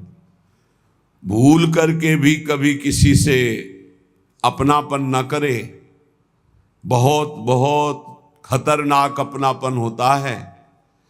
अपनापन का नाटक करते करते अपनापन हो जाता है। झूठा खेले साचा होए, झूठ से भी किसी से ये न कहे कि हम तुम्हें बहुत प्यार करते हैं, झूठ से भी न कह ले, सच्ची हो जाएगा। और अगर किसी शरीर से प्यार हो गया तो बिछुड़ेगा पक्का, क्योंकि बिछुड़ने वाला, फिर तुम्हारी दशा क्या होगी, फिर तुम्हारा हालत क्या होगा। आकाश की तरफ भरत जी देखते हैं तो उनको चंद्रमा में भी अपना हिरन दिखाई देता है। भूमि में देखते हैं तो उन खुर जो बने होते हैं हिरन, उनकी रज ले लेकर छाती से लगाते हैं तो उनको शांति मिलती है। ये मेरे मृग शावक के चरण चिन्ह है। इतना प्यार, इतना अपनापन। तो इस शरीर से जो अपनापन हो गया वही तुम्हें भय दिखा रहा है मृत्यु का। अभी कल ही परसों एक प्रश्नकर्ता ने प्रश्न किया था, सब है सब, लेकिन एक भय है कि मरना है, अब उससे कैसे बचे, इससे कैसे, इससे गार्ड से नहीं बच सकते हो, अंग रक्षक रखने से नहीं बच सकते, नहीं बच सकते। अगर मृत्यु का संयोग अंग रक्षक से है तो तुम्हारा अंग रक्षक ही तुम्हें सूट कर देगा। अगर मृत्यु का संयोग है अंग रक्षक से तो जो तुम्हारा हर समय बॉडी गार्ड है ना, वही तुम्हें भूंज देगा। मृत्यु उसी के हाथ से मरवा देगी तुम्हें। और इतना प्रिय शरीर है कि मृत्यु की बात सुनते ही एक बार जैसे बिजली का करंट नहीं लगता, ऐसे मरना, अरे होश खराब हो जाते। देखो थोड़ी देर सोच के कि आज मरना है, कैसा लगेगा? बोले मरने से सब जगह मेरो मन आनंद, ओठ सूख जाएंगे, ओठ सूख जाएंगे कि तुम 5 दिन में मरने वाले हो, तुम्हारे ऐसा रोग है, ओठ सूख जाएंगे। हाँ, उसी के नहीं सूखेंगे जो पहले से मरा हुआ है। जीवित मर जाए उलटी आप में समाये है दिलगिरी है। अपने इष्ट के लिए जिसने प्राणों को समर्पित कर दिया, अब उसको डर नहीं। हमें सबसे ज्यादा प्रिय देह और प्राण है। देह प्राण ते प्रिय कछु नाही, गोस्वामी तुलसीदास जी कह रहे। देह प्राण से बढ़कर कुछ प्रिय नहीं है, लेकिन उनसे भी जो परम प्रिय है वो भगवान है, क्योंकि देह और प्राण जिनसे संचलित हो रहे। राम देत नहीं बनत गुसाई, विश्वामित्र जी से दशरथ जी कह रहे, देह प्राण से प्रिय कुछ नहीं, अभी कहो अभी प्राण दे दूं, लेकिन राम देते हुए नहीं। ये है महाभक्त की स्थिति। ले लो देह प्राण, अभी ले लो, पर राम जी को मैं, वशिष्ठ जी फिर उनको समझाते। यहां कह रहे जैसे कहा जाता है कि हमसे भजन नहीं होता। क्यों? शरीर का भजन करते हो कभी, लेकिन कभी भूलते भी नहीं हो, क्योंकि शरीर सबसे प्यारा। इसके बाद ये हाथ में कैंसर हो गया, इतना काट दिया जाए तो तुम्हारे प्राण बच जाएंगे, तो देह से भी अधिक प्रिय प्राण तो हम इतना हाथ कटवा देंगे, इतना पैर कटवा देंगे। और प्राण से भी प्रिय आत्मा, जब आत्मग्लानि इतनी प्रकट हो जाती है किसी बात पर, तो अपने प्राणों का भी मोह छोड़ देता है और अपने शरीर और प्राणों का मोह छोड़कर वो मृत्यु का वरण करना चाहता है। और जो सब आत्माओं की आत्मा है वो प्रभु हैं। पूज्य भाई जी महाराज कह रहे, यदि ये क्षण भर के लिए तुम्हारी बात समझ में आ जाए कि जिससे हमें देह प्रिय लग रहा है, जिससे हमें प्राण प्रिय लग रहे हैं, वो भगवान के कारण लग रहे हैं। अगर ये बात समझ में आ जाए तो भगवान को भुलाया ही नहीं जा सकता। जैसे देह अभिमानी कभी देह को नहीं भूल सकता, ऐसे देहा भाव को जो भगवान के चरणों में, जो प्राण प्रियता को भगवान के चरणों में मदगत प्राणा हो गए, मच्चित्ता मदगत प्राणा, ऐसे महापुरुषों का भजन निरंतर चलता है। ये जो कहा जाता है कि 1 घंटे सुबह 1 घंटे शाम भजन कर लिया करो, ये प्राथमिक कक्षा के विद्यार्थियों को कहा गया है, अध्यात्म के विद्यार्थियों को। ये प्रथम कक्षा की बात है। ये 11 माला जप लो, 12 पद पढ़ लो, शुरुआत तो करो। यहां घंटे की गणना का बात नहीं कर रहा, भाई जी कह रहे घंटे की गणना की बात नहीं कर रहा, यहां प्रीतम की प्राप्ति की बात कर रहा हूं। और वो होता है सतत स्मरण से। क्षण भर के लिए भी हृदय में भगवत स्मरण का तार ना टूटे, अभी ऐसा अभ्यास बन गया, निश्चिंत हो जाओ, आप भगवत प्राप्त हो चुके हो, आपको चिंता नहीं करनी। कुछ ही दिनों में स्थितियां जागृत हो जाएंगी। निरंतर एक तार भजन जिनका चल रहा है, जिसका एक तार भजन चल रहा है, उसके हृदय की झांकी का पर्दा हट जाता है त्रिगुण माया का, और अपने हृदय में ही नारायण या गौर श्याम को हृदय निकुंज बसइए, वो हृदय में अपने प्रभु को देखता है। इसे कहते अनन्य चेता सततम।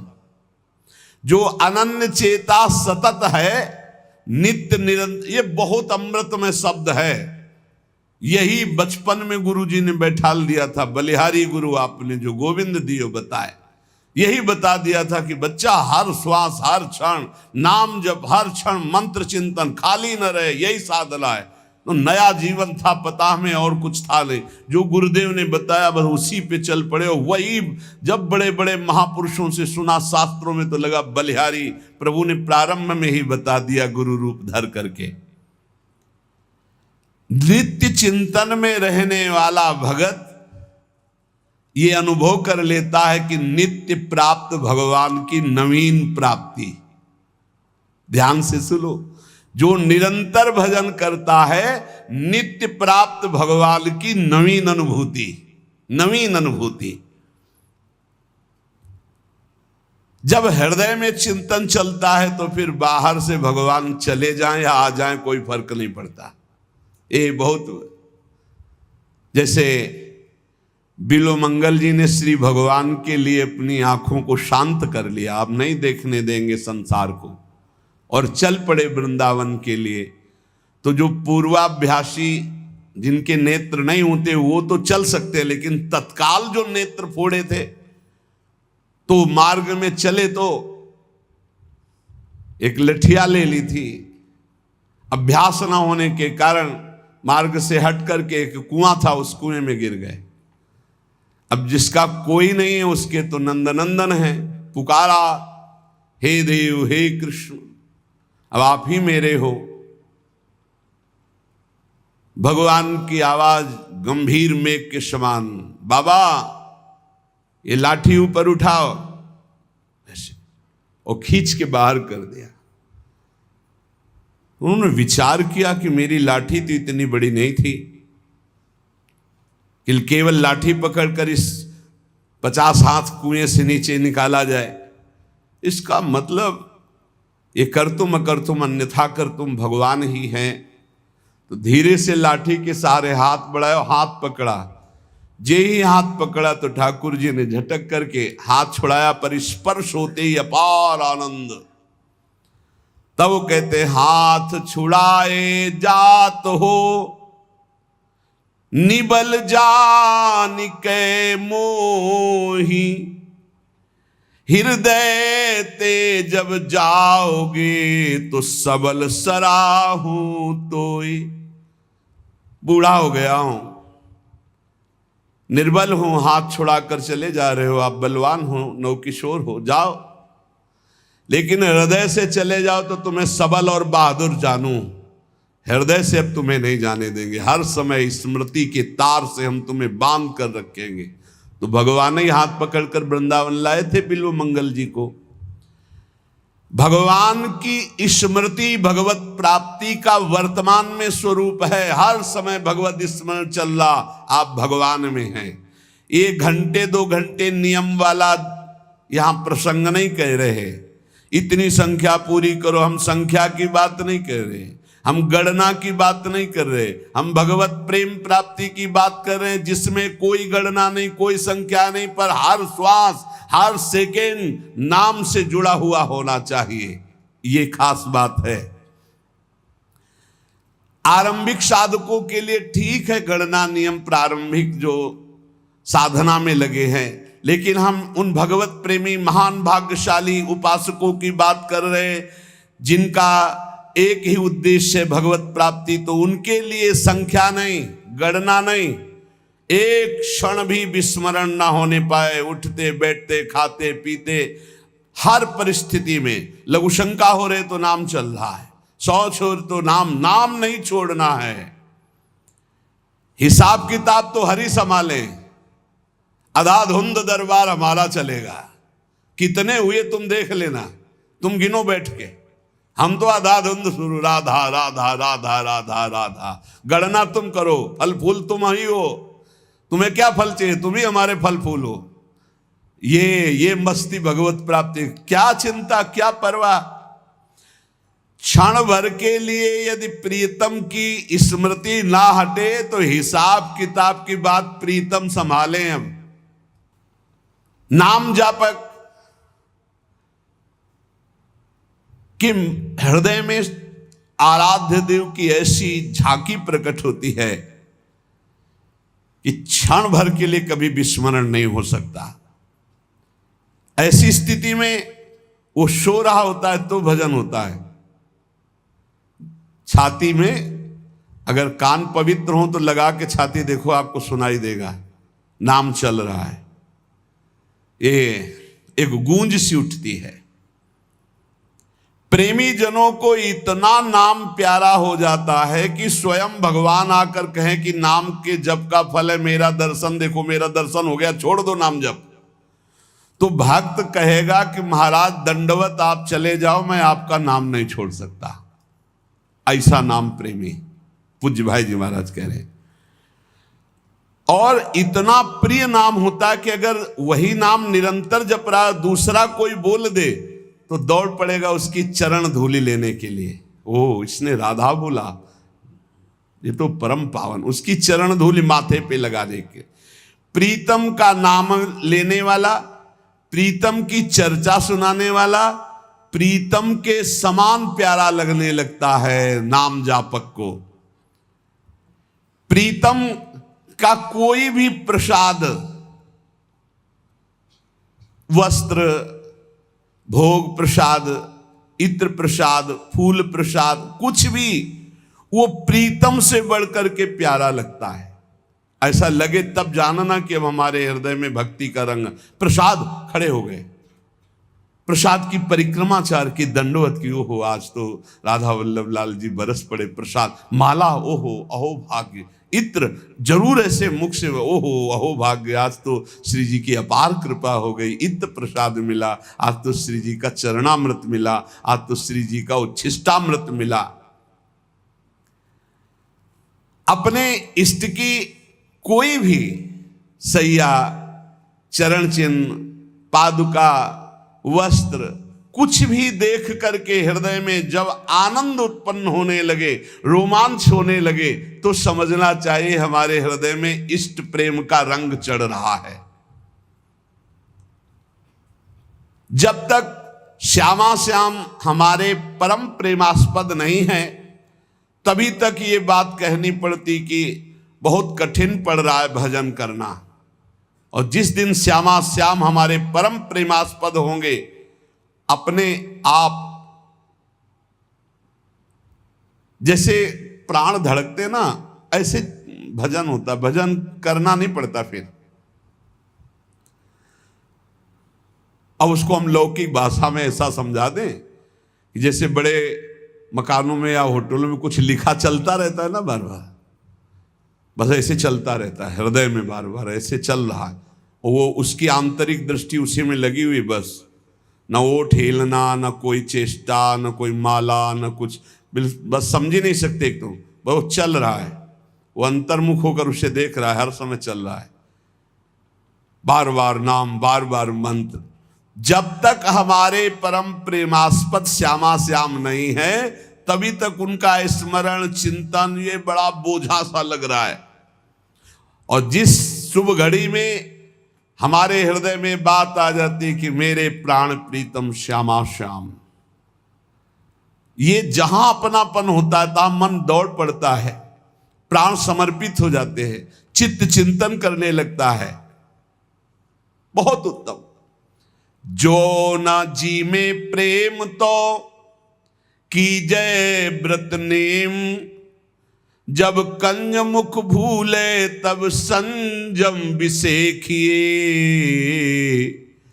आस नहीं पीकी तब आसन ही बांधियत, और शासन के शासन को मूंदी पति पेखिए, नखते सिखा लो सब श्याममयी बाम भई, बाहर और भीतर न दूजो देव लेखिए, जोग कर मिले जो वियोग होई ब्रजपति को, जो न हरि होए तो ध्यान धरि देखिए।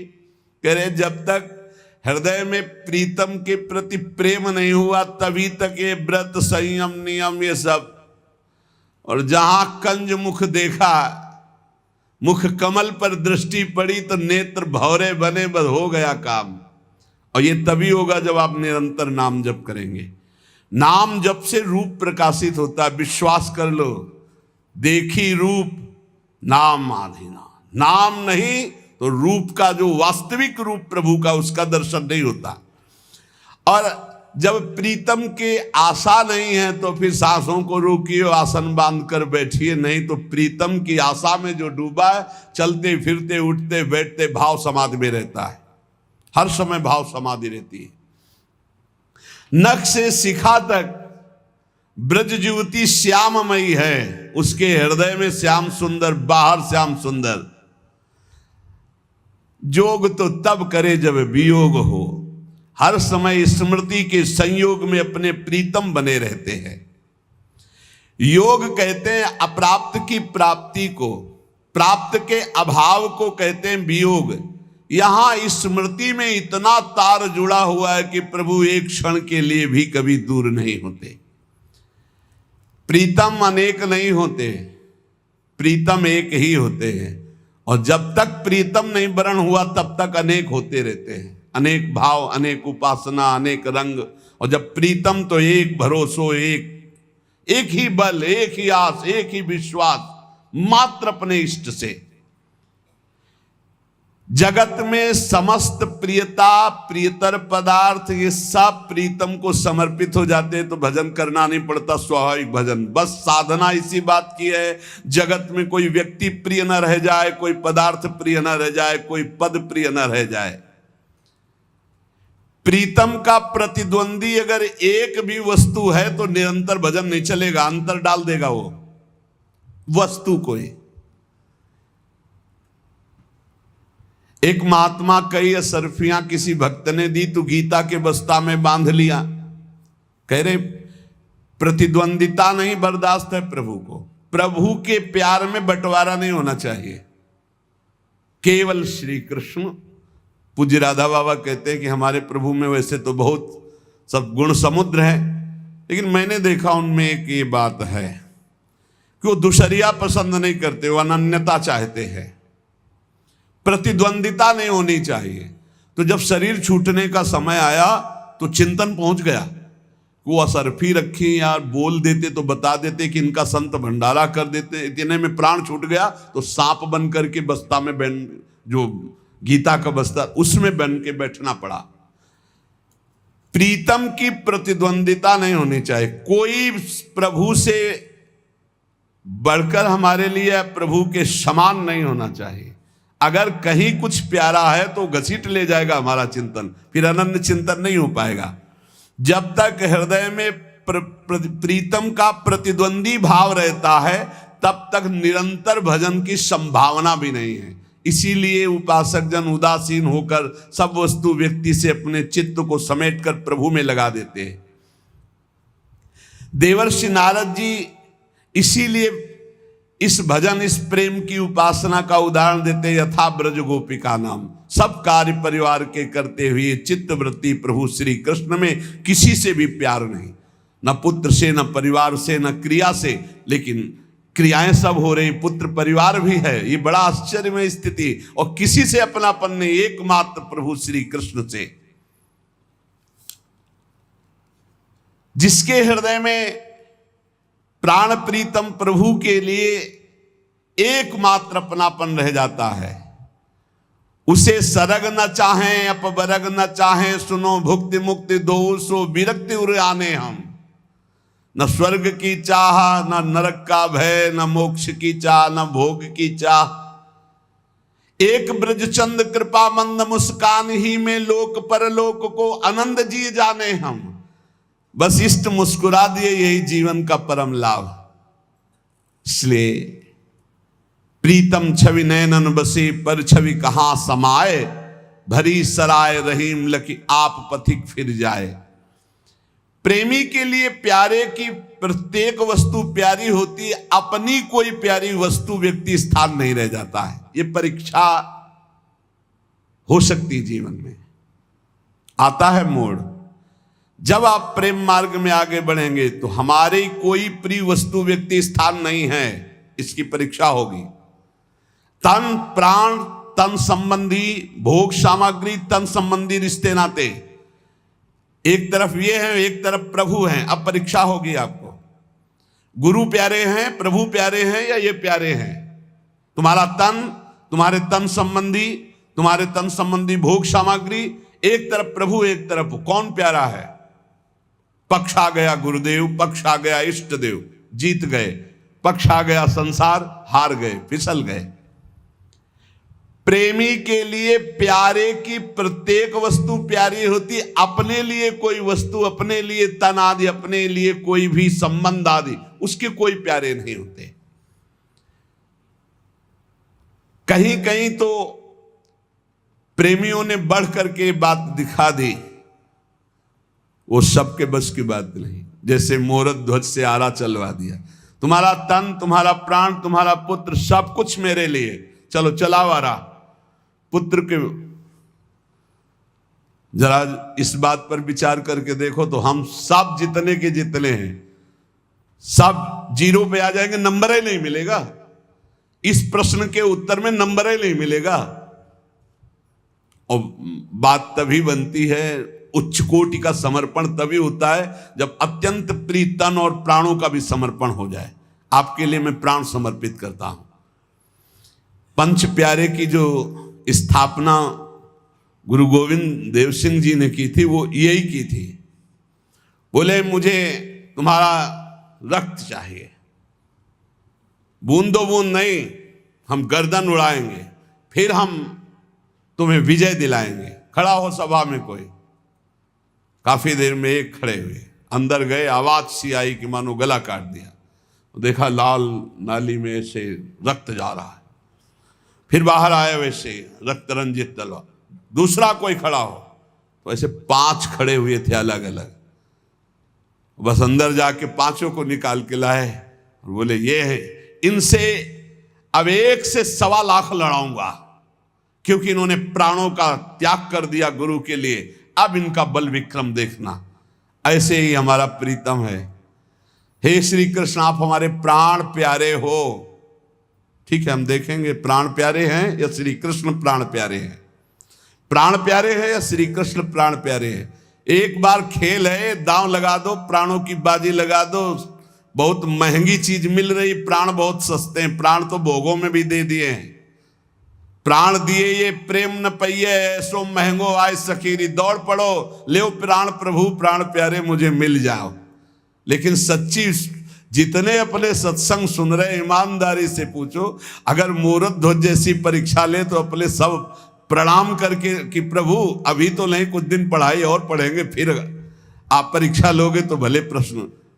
कोई बहुत ही वियोगी हो तो प्राण देने के लिए तैयार हो जाएगा कि प्रभु के जो वियोग में तड़प रहा है उसके लिए तो फिर कुछ नहीं है। लेकिन अपने लोगों की बात जब आए कि भाई आरा चलाओ, तब हम मानेंगे भगत से जैसे मुहूर्त ध्वज के, तो हमें लगता है पूरा हाल खाली हो जाएगा कि महाराज अभी 10-5 महीना और थोड़ा साधन भजन कर ले। कोई ऐसा कहेगा साधक है विरक्त तो, और गृहस्थ है तो कहेगा कि अभी लड़का लड़की को थोड़ा संभलाना है, थोड़े दिन समय दो प्रभु। आप देखो अगर प्रभु वो परीक्षा ले तो हम सब फेल ही बैठे हैं, 0 ही आएगा। ले लड्डू खाओ और जाओ, और मरना तो है ही यार एक दिन। यम के दूत तुमसे पूछेंगे नहीं, आके अपने आप प्राण निकाल करके आपको यात्रा करनी पड़ेगी, यमपुरी की या भगवत धाम की या स्वर्ग की, जहां की आपकी तैयारी है, जितना माल आप इकट्ठा किए हो। एक बार प्रभु के लिए प्राणों को समर्पित करने में क्या हिम्मत करो, एक बार हिम्मत करो। बोले क्या हिम्मत करें, दुख आवे तो भी उबना नहीं, सुख आवे तो फूलना नहीं, निरंतर भूलना नहीं, नाम जब निरंतर चले, ये प्राणों का समर्पण है। प्यारे हमें इतने प्यारे लगने लगे कि हमारा तन, हमारा प्राण, ये सब न्यौछावर हो जाए। बोले हम तो बिके हुए दास हैं, हमने तो अब सब कुछ बिके हुए दास। हरिश्चंद्र बिके थे, चरित्र पढ़ के देख लेना। ब्राह्मण की पत्नी बन करके अंबाजी ने खरीदा था हरिश्चंद्र जी की पत्नी को, और डोमर के रूप में खरीदा था भगवान शंकर ने हरिश्चंद्र को। एक लीला भी हमने देखी थी। और जब पुत्र रोहित कुंवर, ऐसे ही नाम था, सर्प ने डसा, परीक्षा के ऊपर परीक्षा सत्य की। अब कोई सहयोगी नहीं, तो बिकी हुई थी। पुत्र को लिया, श्मशान पहुंची, और श्मशान में हरिश्चंद्र की सेवा लगी हुई थी, कर लेकर ही दाह संस्कार कराने की। हरिश्चंद्र घाट है काशी में, घाटों में रहते थे तो वहां भी देखा है। वहां तो 80 घाट हैं, 80 घाट बराबर लगातार 80 घाट है। एक घाट का नाम भी 80 घाट है, किनारे जो है तुलसी घाट के पास, वो क्या 80 घाट है। हरिश्चंद्र जी ने कहा कि सावधान, आप यहां दाह संस्कार नहीं कर सकते जब तक कर नहीं देंगे। तो उनका प्रभु आप पहचाने नहीं? बोले पहचान रहा हूं, चक्रवर्ती सम्राट महाराज हरिश्चंद्र की तुम पत्नी हो। लेकिन इस समय हरिश्चंद्र चक्रवर्ती सम्राट नहीं, इस श्मशान का रक्षक और अपने स्वामी की आज्ञा का पालन करने वाला है। बिना कर लिए तुम अपने, तो प्रभु आप जानते हैं आपका पुत्र है, इस समय कर की बात करो, अगर कर नहीं तो तुम यहां 100 नहीं जला सकती। तो उनका प्रभु मेरे पास क्या है, मैं तो आपके लिए ही बिकी हूं, और जिसने खरीद लिया है अब मेरे पास क्या है। तन में एक वस्त्र है, उसका थोड़ा टुकड़ा करके कफन बना के लाए, और क्या दे सकती, तो थोड़ा टुकड़ा हमें कर में दे दो, लिया कर के रूप में। बड़ा विचित्र सत्य की परीक्षा होती है। समर्पण की वृत्ति की हद हो गई, हद हो गई। यहां अपने लोगों को जरा सा भी कुछ हो जाए तो भक्ति पर संदेह करने लगते हैं। वहां भक्ति की नहीं, सत्य की केवल बात थी। विश्वामित्र जी को दे दिया कि हम आपको इतना दान देते हैं बस, तो ठीक है। ये बहुत विवेक से विश्वामित्र जी ने फंसाया हरिश्चंद्र को। एक शूकर उनके फुल वाटिका को उजाड़ रहा था, सूचना पहुंची, बड़ा भयानक शूकर। गए हरिश्चंद्र जी घोड़े पर सवार, बाण संधान किया, वहां विश्वामित्र जी दिखाई दिए। उतरे, प्रणाम किया, भगवान आपके दर्शन। हाँ, इधर से निकल रहा था, लेकिन हम तो शूकर को, उस प्रसंग को छोड़िए, मेरे अंदर इच्छा है कि आप कुछ दान करें। प्रभु आदेश करो, दान कर दीजिए। क्या दान करेंगे आप? बोले इस समय तो खजाने की चाबी, घोड़े की लगाम। घोड़े की लगाम का मतलब समझता है तो, जहां तक तेरा राज्य है वो सब मेरा हुआ। और खजाने की चाबी का मतलब समझता है, पूरा का पूरा वैभव मेरा हुआ। बोले हुआ आपका? बोले ये तो दान हुआ, आप दक्षिणा दे, इतने भार स्वर्ण। बोले खजाने से? बोले फिर मिथ्याचारी, खजाना मेरा, राज्य मेरा। बोले प्रभु मिथ्याचारी नहीं हूं, अभी आपने हमारी संपत्ति ली, राज्य ली, अभी हम और हमारी पत्नी और हमारा पुत्र बकाया है, मैं अपने को बेच कर दूंगा। तो कहां बेचेगा? पूरा राज्य तो मेरा है। तो काशी आपका नहीं, काशी भगवान विश्वेश्वर विश्वनाथ का है, वहां चलकर बिकेंगे और आपको पूरी दक्षिणा देंगे। ऐसी कसौटी, सत्य मार्ग में चलेगा। दूसरे महापुरुष शिवी जी, इनकी गोद में कबूतर गिर पड़ा के, त्राहिमाम रक्षा करो, बाज मेरा जीवन नष्ट कर रहा है। बाज आके ऐसे बैठ गया। बाज हैं साक्षात देवराजेंद्र, कबूतर है अग्नि देवता। परीक्षा। बाज ने कहा आप जानते हो मेरा आहार कबूतर है, आप फिर क्यों नहीं दे रहे? उनका नहीं, मेरी शरण में आ गया, मैं इसकी रक्षा कर रहा हूं, मैं कदापि कबूतर नहीं। तो फिर मेरे प्राण नष्ट हो जाएंगे तो एक की रक्षा करोगे, एक को मार दोगे, मैं भूखे मर जाऊंगा, मेरा आहार कबूतर है। नहीं, मैं तुम्हें मांस दूंगा, तुम्हें मरने नहीं दूंगा। तो जानते हो मैं शिकार करके पाता हूं, किसी का दिया हुआ मांस नहीं। मैं अपने शिकार कबूतर को लूंगा और उसी से जीवित रहूंगा, इसको तो नहीं दे सकता। दूसरा कोई उपाय बताओ, तुम्हारा भी जीवन बचे और कबूतर का भी जीवन। तो आप अपना मांस दे दो। हाँ, मुस्कुरा दिए, उनका दे दूंगा। तो एक तरफ कांटे में कबूतर रखो, दूसरी तरफ उसके बराबर मांस दे दो, मैं पाऊंगा और वापस चला जाऊंगा। शिवी जी ने कहा ठीक है। कबूतर में कितना, 100-200 ग्राम जांग का मांस काटा, रख दिया। कबूतर कोई साधारण कबूतर नहीं, अग्नि देवता, वो बढ़ते चले जा रहे हैं। जांग का, बाजुओं का, छाती का मांस काट के रख दिया, फिर स्वयं बैठ गए और कहा मेरे को खा ले, लेकिन मैं कबूतर को नहीं खाता। उनका जय हो महाराज आपकी, मैं कोई बाज नहीं हूं, ये कोई कबूतर नहीं है, साक्षात अग्नि देवता, मैं देवराजेंद्र हूं, मैं आपकी परीक्षा ले रहा। ये है परीक्षाएं, तन मन प्राण समर्पण की परीक्षाएं हैं। कहा है अपने लोग अगर परीक्षा आ जाए नंबर में नहीं मिलेंगे, एक भी नंबर में नहीं मिलेंगे, सबके आगे 0 रख जाएगा। तो इसीलिए कृपा का भरोसा रखो, कभी साधना का अहंकार मत करना कि हमारा तो तन मन प्राण समर्पित है। बहुत धोखा है अभी। प्राण और देह में जितनी प्रियता है भगवान में एक अंश में भी नहीं। आप देख लो, अपने लोग भगत हैं, भगत, इस बात को देख लो, हम बिल्कुल अंदर से कह रहे हैं बड़ा प्यार है शरीर से प्यारे, बहुत प्यार है। शरीर और प्राणों से जितना प्यार अगर एक अंश में भगवान से हो जाए तो हम भूल नहीं सकते। यही बात भाई जी समझा रहे हैं। बहुत प्यार शरीर, और सारी साधना इस देह भाव से मुक्त होने की। इसीलिए भगवत प्राप्ति कठिन है। भगवत प्राप्ति कठिन नहीं है, शरीर और प्राणों का राग त्याग करना, भोगों का राग त्याग करना अत्यंत कठिन है। जो भगवान को समर्पित है, सैकड़ों बार कहा होगा, सुन करके शायद सीख भी गए हो, तन्वांग मनोभिरमलई सोहम तविवाश्रिता। ये शरीर और वाणी और मन से मैं आपके आश्रित हूं, आपको बिक चुका हूं। बिक चुकने वाले की स्थिति ऐसी नहीं होती। बिक चुकने वाले का, जब हमारा जिस घर को हम बेच देते हैं उसको बुलडोजर लगा के तोड़वाए, हमें कोई परेशानी है?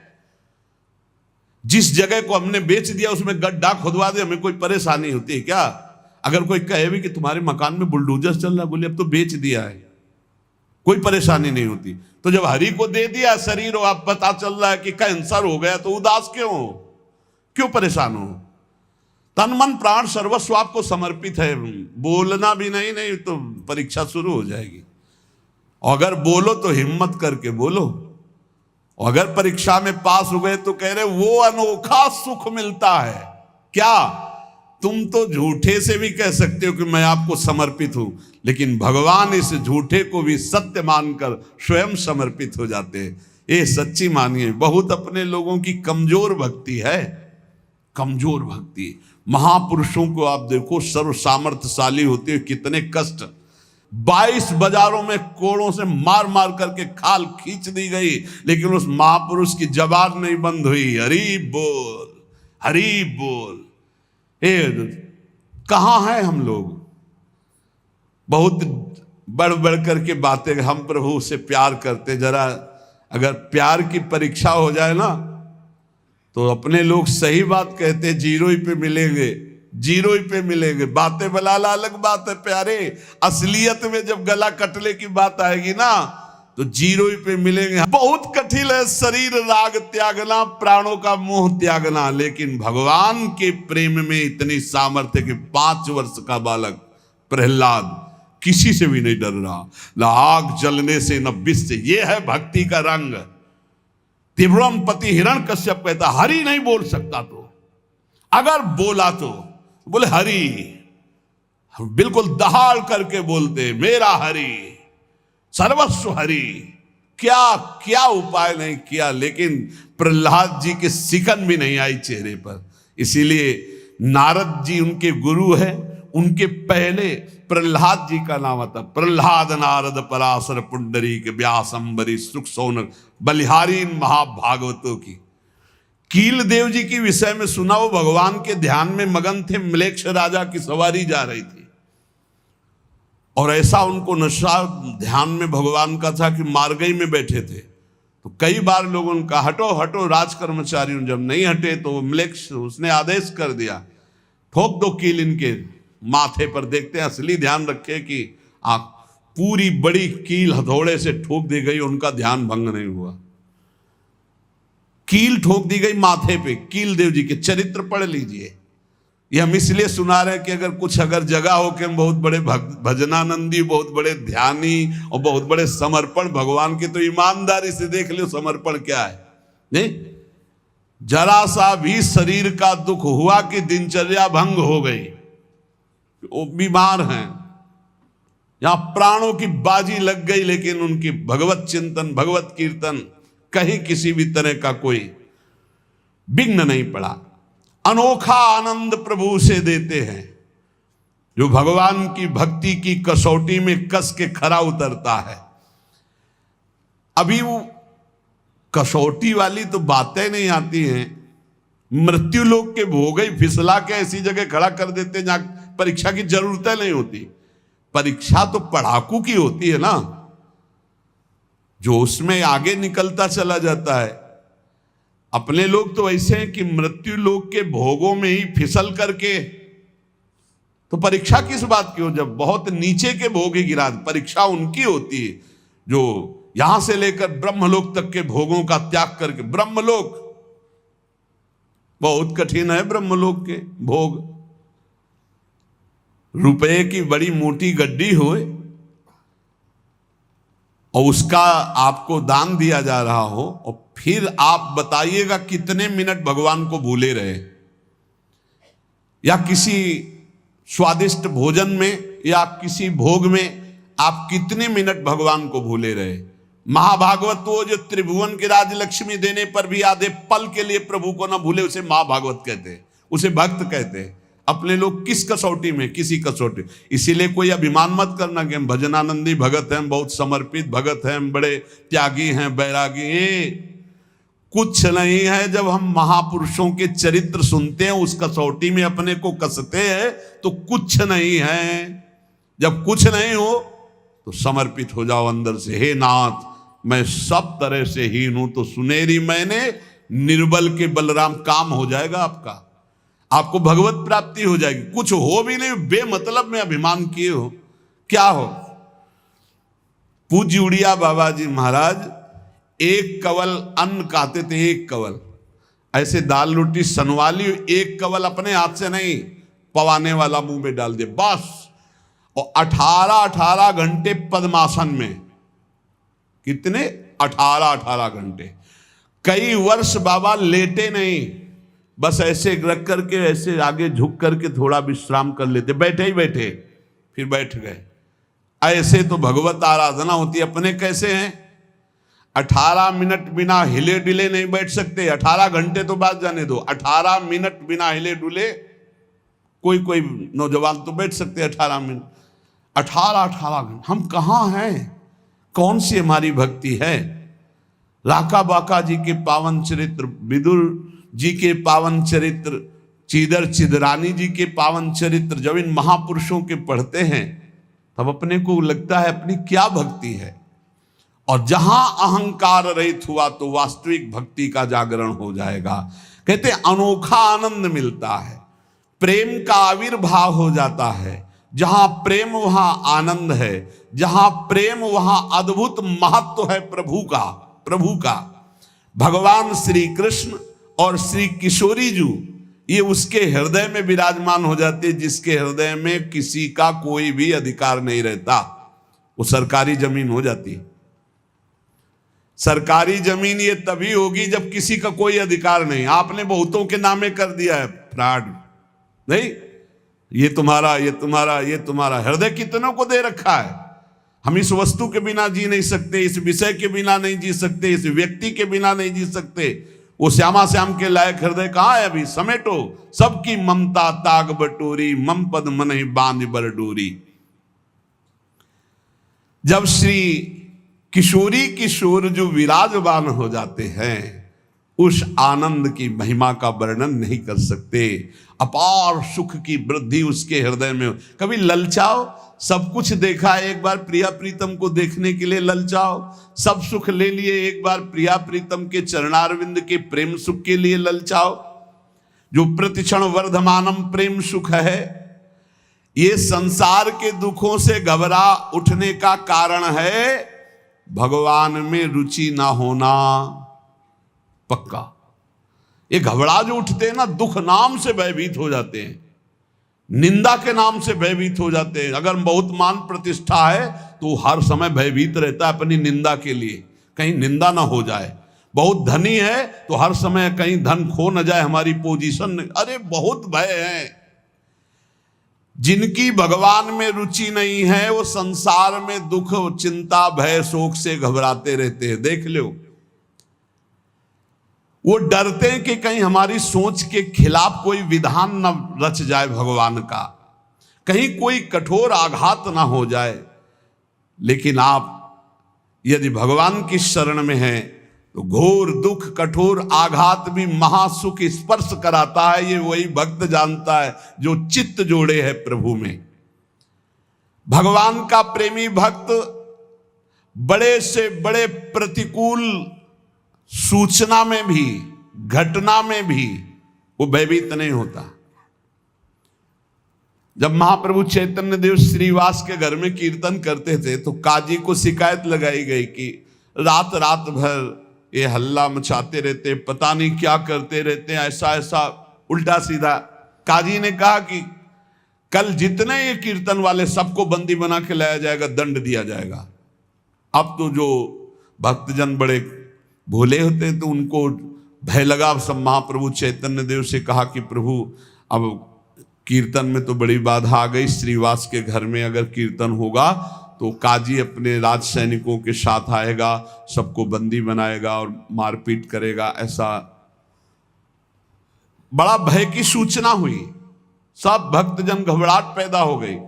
महाप्रभु चैतन्य देव ने कहा आज से कीर्तन घर में नहीं होगा, आज से कीर्तन नगर में होगा और काजी के दरवाजे से कीर्तन निकलेगा। केवल कहा ही नहीं, ऐसा ही हुआ।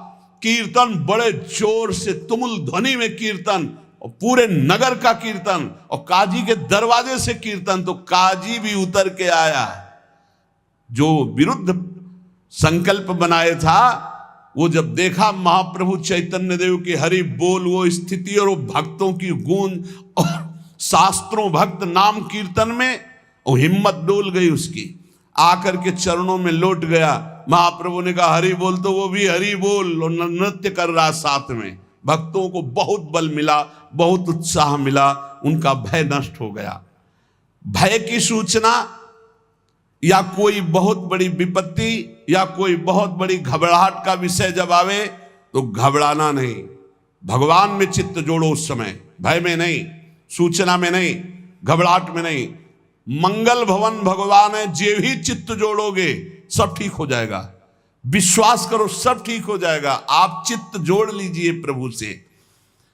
जो भगवान का प्रेमी भक्त है, बड़े बड़े कष्टों के उपस्थिति होने पर भी वो घबराता नहीं, वो भयभीत नहीं होता, उसका जीवन भगवत समर्पित जीवन होता है। बड़े से बड़ा बंधन भी, जैसे श्री राम जी का चरित्र आता है, श्री राम जी का, वो बहुत बड़े महान भक्त बचपन से थे। जब उनका ब्याह हुआ तो उनकी पत्नी ने कहा कि अब आपको अपनी गृहस्थी चलाने के लिए कुछ अर्थव्यवस्था के लिए कार्य करना चाहिए। वो एक छोटे से कर्मचारी, राज कर्मचारी से मिले, उनकी ईमानदारी बढ़ी, धीरे धीरे मंत्री के पास पहुंचे। मंत्री ने बादशाह के खजाने का खजांची बना दिया, बादशाह से विनय करके। बहुत ईमानदार, बहुत सच्चे और भजनानंदी। अब उनका जो भक्त होते हैं उनका हृदय बड़ा करुणामय होता है। अब उनसे कोई कहता कि हमारे घर में बहुत वयोवृद्ध बीमार है तो उसके लिए अर्थ चाहिए, वो खजाने से अर्थ दे, बेटी का ब्याह है अर्थ दे देते। ये जब बात चली तो काजी को पता चला कि खजाने को आधा तो खाली कर दिया दान पुण्य में। बादशाह से कहा, बादशाह ने तुरंत बंदी बनाने का हुक्म दिया, श्री राम को बंदी बनाकर सामने खड़ा किया। और सत्यवादी भगवान के निज भक्त पूछा, तुमने खजाने से धन दिया? बोले जी। किसके आदेश से? किसी के आदेश से नहीं। अब जिनको जरूरत थी मैंने दे, तो अपराध है ना, क्योंकि खजाने का धन जब तक राजा आदेश न करे तब तक आप मनमानी किए तो अपराध है। बोले जी। तो फिर दंड स्वीकार करो, तुम्हें मृत्यु दंड, फांसी की सजा देते। सोचो, फांसी की सजा सुनते ही मुस्कुरा दिए। अब उस समय एक नियम था कि अब पता नहीं है कि नहीं, कि अंतिम इच्छा की पूर्ति की जाती थी। जिसको मृत्यु दंड दिया जाता था उससे पूछा जाता था तुम्हारी अंतिम आखिरी इच्छा क्या है।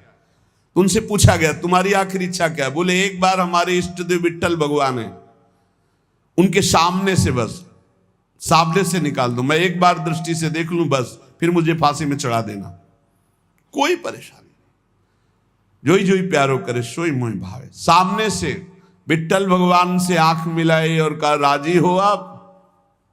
बोले ले चलो। इधर विट्ठल भगवान नव किशोर अवस्था, अरविंदाक्ष, मंद मुस्कान और एक झोली, बादशाह के सामने हुजूर कौन हो तुम? मैं अपने स्वामी का एक छोटा सा दास हूं। कौन है तुम्हारे स्वामी? श्री राम, जिनको तुमने खजाने की, जो उन्होंने दुखियों को बांटा, उस बांटने की वृत्ति में फांसी की सजा दी है, लो। और ऐसे झोली से डाला ढेर सारे रत्न। बोले देख, एक रत्न की कीमत तेरे पूरे खजाने में नहीं, और ऐसे रत्न हमारे स्वामी के पास, मैं उनका सेवक हूं। तुम्हारा नाम क्या है? बोले बिट्ठू। बोले अब बातचीत बंद, तुरंत घोड़े दौड़ाइए, हमारे मालिक की फांसी की सजा रोकिए। तुरंत ऐसा ही किया गया। वो तो बावरा हो गया बादशाह, क्योंकि भगवान का वो छलिया रूप। अब उसने जे भी आदेश किया, जाओ तुरंत श्री राम को आप, इतने में ठाकुर जी गायब। श्री राम आए तो हाथ जोड़कर बादशाह बात कर रहा है, तुम इतने बड़े धनी हो, मुझे बताया क्यों नहीं? उनकी समझे में नहीं आ रहा उनका, मैं तो आपका नौकर हूं, धनी कैसे हो सकता हूं? अरे बोले तुम्हारा नौकर ये हीरे लाके रख गया, जिस एक हीरे की कीमत हमारा खजाना नहीं। और उसने अपना नाम बताया बिट्ठू। अच्छा, बिट्ठू मतलब विट्ठल भगवान। और आंसुओं की धार बह रही उनके कि कितने कृपालु हो आप, हमारे स्वामी होकर और यहाँ आकर लीला करते हो कि मैं आपका नौकर हूं, मैं आपका दास हूं। वो तो अपने में खो गए। बादशाह ने कहा एक बार दर्शन करा दे अपने नौकर के। बोले हुजूर वो नौकर नहीं, वो अखिल लोकों के ब्रह्मांडों के पति हैं, स्वामी हैं। वो करुणा करके जो सामने आए तो मेरे इष्ट देव हैं, आराध्य देव हैं। कैसे तुम्हें बताओ। भारी से भारी विपत्ति में मृत्यु की दशा आने पर भी शोक नहीं हुआ श्री राम जी को या भक्तों को। अगर हम कसौटी पे कसे तो हमारी कहाँ की भक्ति है, किस कोटि की भक्ति है। इसलिए हम निरंतर नाम जप करें और सच्चाई से अपने तन मन प्राण प्रभु को समर्पित करके उनका भजन करें और वो अद्भुत स्थिति प्राप्त करें जिससे हमारा बार बार जन्म मरण ना हो, हम नाना प्रकार के दुखों में ना फंसे, एक सच्चिदानंद सुख में निरंतर के लिए डूबे। इसलिए खूब नाम जप करें, अधिक से अधिक नाम जप करें। सार बात है नाम जप करें। नाम जप से सब आध्यात्मिक उन्नति हो जाएगी। शेष चर्चा आगे। श्री राधा वल्लभ लाल की।